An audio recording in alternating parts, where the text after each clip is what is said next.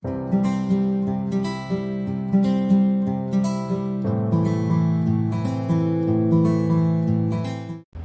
Zulkifli Ali, tapi tetap kami tetap bersama dalam menyampaikan hadis akhir zaman. Dalam persepsi kami, Armageddon itu berbeda dengan Malhamah.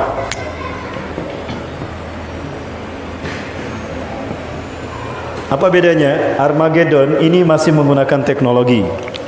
Perang nuklir masih terjadi, nuklir digunakan di sini. Adapun Malhamatul Kubra itu sudah tidak ada teknologi. Ya, karena teknologi sudah hilang dari muka bumi, Bapak Ibu. Di mana perang saat ini hanya menggunakan kemampuan fisik. Ya, kemampuan fisik. Kita umat Islam akan berperang menggunakan pedang, tombak, kuda, panah, apalagi, Pak? Yang manual begitulah. Ya. Pisau dapur, apalagi garpu sama sendok mungkin ya. Teknologi sudah tidak ada. Nah, berbeda karena di sini ada satu peristiwa di mana bumi akan kehilangan semua energinya. Baik Bapak Ibu, apakah saya harus membahas ini? Bahas saja. Ini menyimpang dari tema tidak? Sedikit. Mau dibahas ini Bapak Ibu? Baik, kita bahas ya. Tentang perang, ini saya pernah bertemu dengan seseorang pengamat politik dan dia membuat simulasi belajar dari Perang Dunia Kedua. Bapak Ibu ingat, saya mencoba memproyeksikan hadis Rasulullah yang saya baca kepada fakta kekinian tentang peluang-peluang apa yang akan terjadi. Ini bukan spekulasi tapi hanya pengamatan belaka. Rasulullah SAW menyebutkan, la ta'tina sa'atu, kiamat tidak akan datang kepada kita hatta tuqatilu qauman, sehingga kalian akan berperang dengan satu kaum. Ciri-ciri mereka sigorul ayun, mata mereka sipit, juluduhum ahmar, kulit mereka merah, zumfal unuf, hidung mereka pesek, wa wujuhum kal majanil mutraqah, wajah mereka lebar seperti tameng. Kira-kira bangsa mana Bapak Ibu? Bangsa? Mereka sudah datang ke Indonesia kan? Mereka punya satu program internasional untuk membangun Cina Raya menguasai dunia. Sebagaimana ambisi Mao Zedong dulu Bapak Ibu. Sekarang Xi Jinping ingin mewujudkan apa yang menjadi ambisi Mao Zedong dulu. Apa? Cina Raya. Lewat proyek OBOR. One Belt, One Road. Bermula dari Afrika, berakhir di Asia, Indonesia. Bapak Ibu, negara sekelas Nigeria, Angola, Uganda sekarang jatuh ke tangan Cina. Tambang-tambang yang ada di Afrika sekarang sudah jatuh di tangan Cina. Angola sekarang mata uangnya yuan, Bapak Ibu. Dan tidak ada satupun masjid dari ratusan masjid yang masih bertahan ada di Angola, dihancurkan semua. Dan umat Islam Angola diperintahkan untuk murtad.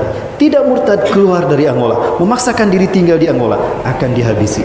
Maka nasib Muslim Afrika sekarang sudah mengalami apa yang khawatir akan terjadi di Indonesia. Mau lihat apa yang terjadi di Afrika sana? Dan saya yakin ada Cina peran di sana. Kuat melihatnya Pak? Kuat melihatnya? Baik, saya perlihatkan Bapak Ibu. Saya tidak berbicara tanpa fakta, Pak. Faktanya saya simpan di sini. Apakah saya berbohong? Apakah saya menyebar hoaks atau fitnah? Itu tuduhan saja, Pak. Yang ingin membungkam saya, Pak. Siapa yang berperan di sana, Bapak Ibu? Tadi ada satu berita tapi saya tidak bisa memberitakannya. Dan ini terkait dengan Indonesia, ada hubungannya dengan Afrika. 300 konglomerat mereka berkumpul di Angola dan siap untuk memperebutkan siapa yang berhak memiliki Angola. 300 konglomerat itu diantaranya adalah pemilik media di Indonesia. Ini fakta yang kita tidak tahu. kita dibungkam, tidak tahu. Padahal ini adalah nasib saudara-saudara kita kaum muslimin. Bukankah kita satu tubuh, kata Rasulullah? Al-muslimuna lil muslimina kal jasadil wahid. Seorang muslim dengan muslim lain itu satu tubuh. Idza saka udwan tadasirul jasad bil huma wal asal. Jika satu bagian tubuh terluka, kita menyebar merasakan sakit seluruh badan kita. Walaupun yang terluka kaki, tapi kita pun merasakan demamnya. Itulah kita umat Islam. Adakah kita merasa sakit ketika saudara-saudara kita dibantai di sana? Begini Pak, kalau kita umat Islam tidak bersatu dan tidak punya pemimpin sentral. Betul apa yang dikatakan oleh Ali bin Abi Thalib. Al-haqqu bila nizam yaglibuhul batilu bin nizam. Kebenaran yang tidak terstruktur, kebenaran yang tidak terpimpin akan dikalahkan oleh kebatilan yang terstruktur. Kita mayoritas, mereka sedikit, tapi kita kalah karena kita tidak terorganisir. Strategi mereka divide, dipecah belah, et impera, lalu dikuasai. Ini strategi mereka menghancurkan Islam sejak Turki Utsmani. Walaupun umat Islam menguasai 2/3 dunia, dipecah-pecah kayak kue lapis. Mesir diberikan pada Inggris, Afrika Prancis, Palestina, Jordan Inggris, Suriah, Libanon Prancis, Aljazair Prancis, Irak Inggris, Afghanistan Rusia, ya, Malaysia Inggris, India Inggris, Indonesia Belanda.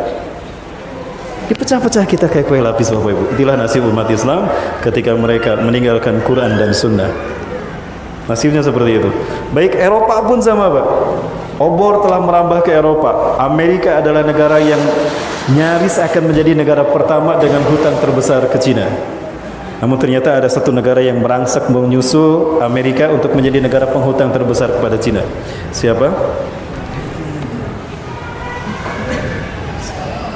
Dan sekarang sudah merambah ke Asia. Dan kunci untuk kemenangan Cina di Asia adalah Indonesia Pak. Amerika, Prancis, Inggris tidak mau itu terjadi. Maka mereka mengirimkan angkatan militer mereka ke Selat Malaka, ke Aceh Pak. Ada yang dapat informasi kalau angkatan militer mereka sedang berada di Aceh Pak. Tujuannya apa? Menguasai Selat Malaka agar tidak jatuh ke Cina. Karena kalau Cina menguasai Selat Malaka, sudah Pak, dunia ada dalam genggaman Cina. Terbukti apa yang Rasul sabdakan, kiamat tidak akan datang kepada kalian sampai kalian berperang dengan satu kaum sigorul ayun, mata mereka sipit, juluduhum ahmar, kulit mereka merah, zungfal unuf, hidung mereka pesek. Maksudnya kita Pak, kalau Rasulullah kan mancung, kita disebutnya pesek sama Rasulullah. Karena orang Cina sekarang hidungnya hampir sama dengan kita kan, ya. Dan wajah mereka lebar seperti tameng. Artinya bangsa kita akan menjadi tempat di mana terjadinya perang dunia ketiga, Asia Pasifik. Ini yang akan memicu kebangkitan umat Islam Indonesia Pak. Ketika itu semua hadir di tanah Indonesia. Bapak hormati Allah, jangan khawatir Pak. Saya mendengar saudara-saudara kami yang di Timur Tengah sana mengatakan, ya Indonesia, in tahdusul ma'rakah fi biladikum fantaziru hudurana. Hai Muslim Indonesia, jika perang terjadi di negara kalian, maka kami mujahidin dunia akan datang menempat kalian. Insyaallah Bapak Ibu. Saya tidak mendengar dari orang lain, saya mendengar sendiri Bapak Ibu. Ini Indonesia. Apakah ini akan menjadi peluang di mana Indonesia akan bangkit memimpin dunia? Wallahu a'lam bishawab. Tapi saya berharap itu. Ya, apakah Rasulullah pernah menyebutkan Indonesia? Rasulullah tidak pernah menyebut Indonesia, tapi Rasulullah pernah menyebutkan merah putih dalam hadisnya. Ya, pernah mendengar hadis merah putih, Pak? Belum.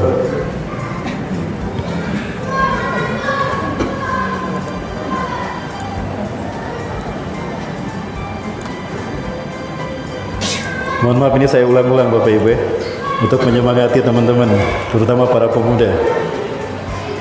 Ada sebuah hadis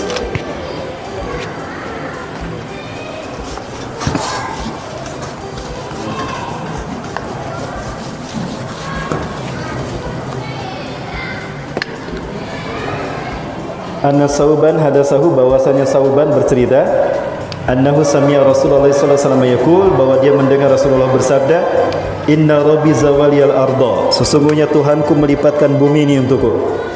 Bapak Ibu, bumi yang tadinya bulat dibikin datar sehingga Rasulullah melihat kekayaannya terbentang dari timur hingga ke barat. Berarti bumi ini datar apa bulat? Sekali lagi Rasulullah mengatakan, inna rabbi zawaliyal arda, sesungguhnya Allah Tuhanku melipatkan bumi ini untukku. ra'aitu masyariqah wa maghribah, sehingga kekayaannya terbentang dari timur hingga ke barat dunia. Berarti bumi sebelumnya bulat apa datar? Bulat. Mana yang benar, bulat apa datar? Bulat. Sepakat bulat? Ada flat earth society di sini? Tidak ada. Ya. Hatta ra'aitu masyariqah wa maghribah, sehingga aku melihat kekayaannya terbentang dari timur hingga ke barat dunia. Wa atani al-kanzaini, dan Allah memberikan dua pusaka kepadaku. Al-ahmar wal abyad, pusaka merah dan pusaka putih. Wa anna ummati, dan sesungguhnya umatku, saya belughu mulkuha, kembali di akhir zaman akan menguasai, akan sampai kekuasaannya mazawaliya minha, dari barat hingga, dari timur hingga ke barat dunia. Artinya Bapak Ibu, insyaallah umat Islam akan kembali memimpin dunia dari timur hingga ke barat. Dan Rasulullah menyebutkan kebangkitan Islam dari timur hingga ke barat ini terkait dengan dua pusaka. Gini apa gini Pak? Duanya Pak? Sama aja Pak ya? Sama aja ya. Dua pusaka, pusaka merah dan pusaka putih. Saya penasaran, ingin tahu bagaimana pendapat para ulama Timur Tengah terkait dengan ini. Ini Syekh Ali Yaqub Al-Abbasi, beliau adalah ketua MUI-nya Palestina, ketua Rabitah Ulama Palestina. Sehabis sholat subuh berjamaah, saya keluar dari pintu yang sama ternyata. Beliau masih ingat sama saya ketika saya belajar tentang sejarah Palestina pada beliau. Ini dosen saya, Pak. Kok kamu ada di sini? Saya pimpin jamaah umrah, Syekh. Ya, nah saya ini pernah saya tanya tentang pandangan beliau terkait dengan hadis merah putih. Ahunaka mu'alaqah baina hadal hadis bi biladina. Apakah ada keterkaitan antara hadis ini dengan negara kami? Liana liwana al-ahmar wal abyad. Karena bendera kami merah putih, Syekh. Apakah merah putih itu kami Indonesia? Apa kata beliau? Lima tatakulu kadalik. Kamu bisa ngomong gitu. Tapi di ceramahnya apa kata beliau? La na'takid himmatana li tahdilil al-Quds wa Palestin ala yadil Arabin wala ala Gharbin wala bi ittihadihim, lakinnana na'takid anna nusratan min Allah satahduru ala yadaykum ya Indonesia. Paham Pak? Itu kata beliau. Kami tidak berharap merdekanya Palestina dan kembalinya Al-Quds kepada kaum muslimin, kepada Arab, dan tidak pula kepada PBB dan Barat dan PBB-nya. Tapi kami yakin pertolongan Allah akan datang melalui tangan kalian, hai Indonesia. Allahu Akbar. Ini Bapak Ibu, peluang kita. Ingat, ini harapan mereka. Jangan kita sia-siakan. Panasnya geopolitik kita hari ini adalah fit and proper test dari Allah. Uji kelayakan diri Allah untuk kita. Layakkah kita memimpin dunia? Apa jawaban kita? Sambut dengan kepala tangan kita Bapak Ibu. Layakkah kita memimpin dunia? Takbir. Baik. Mas, saya sudah lantang jadi batuk Mas. Yang kedua, kalau tadi setelah sholat subuh, sholat asar ternyata kami diimami oleh Syekh Yusuf Abu Sunainah. Ini Syekh Yusuf, dai akhir zaman. Dan kita berada di pesantren Madrasah Sufah yang dulu dibangun oleh dua sahabat besar, Shaddad bin Aus dan Ubadah bin Samit, yang makamnya ada di balik, di samping pesantren ini. Inilah dua sahabat Rasulullah yang mengajarkan, yang menciptakan para penghafal Quran. Di sini kami audiensi dengan beliau. Ini penterjemah yang kita, tour leader yang kita pilih. Bapak Ibu, selesai pertemuan ini, saya bertanya pada beliau pendapat beliau tentang merah putih dalam hadis Rasulullah tadi. Beliau mengatakan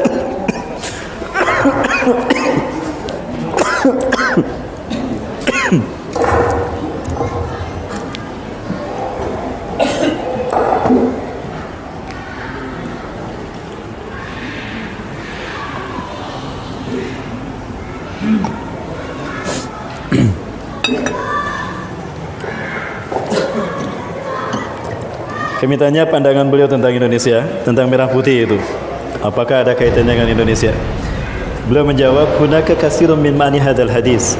Di sana ada banyak arti dari merah putih dalam hadis ini. Lakinna atakid ihda minhunna anta ya Indonesia, antum ya Indonesia. Ada banyak arti dari merah putih dalam hadis ini. Tapi saya yakin salah satu dari arti merah putih ini adalah kalian Indonesia. Bapak Ibu, ini orang kedua yang berbicara begitu. Kemudian yang ketiga, ini Dr. Abu Bakar Al-Awawidah, Wakil Ketua Rabitah Ulama Palestin. Beliau matanya menjadi buta karena setiap hari disiksa oleh Israel ketika di penjara. Beliau pernah datang dan mengimami kami sholat tarawih di Jogokarian, Mbak. Ya. Kepada beliau kita bertanya juga tentang hadis merah putih ini. Apa tanggapan beliau?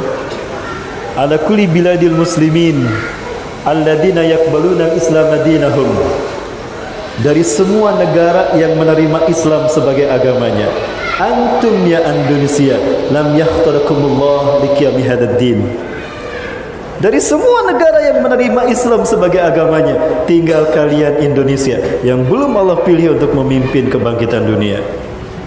Turki sudah, Mesir sudah, Afrika sudah, Arab, Komo sudah, ya. Eropa dulu ada Andalusia. Mana yang belum? Indonesia, Pak, yang belum. Apakah ini syarat Islam Indonesia akan bangkit? Saya yakin, Bapak Ibu. Kapan? Satu periode lagi, misalnya. Dan baik. Artinya di 5 tahun ini kita akan mengalami masa-masa sulit, Bapak Ibu. Bukan hanya sulitnya kita untuk survive menghadapi dahsyatnya, kerasnya alam saat itu, tapi kita juga akan menghadapi panasnya geopolitik, terutama 2 perang besar, Armageddon dan Malhamatul Kubra. Terkait dengan Armageddon, Rasulullah tidak pernah menyebutkan Armageddon, tetapi Rasulullah pernah menyebutkan perang Ahzab, di mana dalam perang Ahzab ini Barat bersekutu semua membentuk 80 persekutuan manusia, bangsa. Hum yataharrakuna tahta samanina royah. Mereka akan bergerak di bawah 80 bendera, artinya 80 negara. Walikuli royatin, dan setiap bendera membawahi 12.000 pasukan. Isna asyara alaf junudan. Artinya ada 1 juta barat, pasukan barat Eropa, multinasional Eropa akan menyerang umat Islam. Di mana? Di Suriah. Kenapa harus di Suriah? Skenario-nya begitu, Bapak Ibu. Jadi pada saat itu Turki akan jatuh ke tangan Eropa, dan umat Islam akan berhadapan dengan mereka. Tapi itu Malhamatul Kubra. Sebelumnya ada yang Rasulullah sebutkan Al-Ahzab, yaitu perang nuklir. Nah, dalam perang nuklir ini umat Islam masih bersatu dengan Barat. Wa antum satastasrikuna bi Bani Asfar. Kalian akan bersekutu dengan Bani Rum, Bani Asfar yang berkulit bule. Tuqatiluna aduwwan min waraikum, merangi musuh yang ada di belakang mereka. Asumsi kami, para ahli hadis mengatakan itu yang dimaksud adalah Persia, Iran, Israel, dan Rusia, Pak.